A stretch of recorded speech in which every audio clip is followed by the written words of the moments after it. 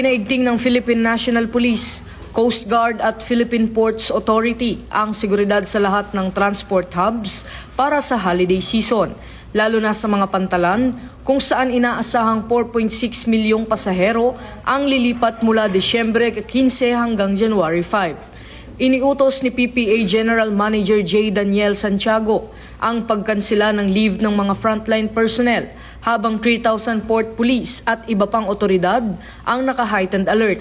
Handang tugunan ang emergency sa pantalan sa pamamagitan ng food packs, tubig at medical assistance at inabisuhan ng shipping lines na magdagdag ng biyahe upang maiwasan ang siksikan. Kasabay nito, iniutos ni Acting Chief PNP Police Lieutenant General Jose Melencio Nartates Jr. ang mas maayos na deployment ng higit 100,000 na pulis sa pantalan, airports, bus terminals at pangunahing kalsada upang matiyak ang kaligtasan at kaayusan. Hinimok naman ng publiko na magplano ng maaga, sumunod sa alituntunin at makipagtulungan sa mga otoridad. Ito ang bagong PNP para sa bagong Pilipinas, serbisyong mabilis, tapat at nararamdaman.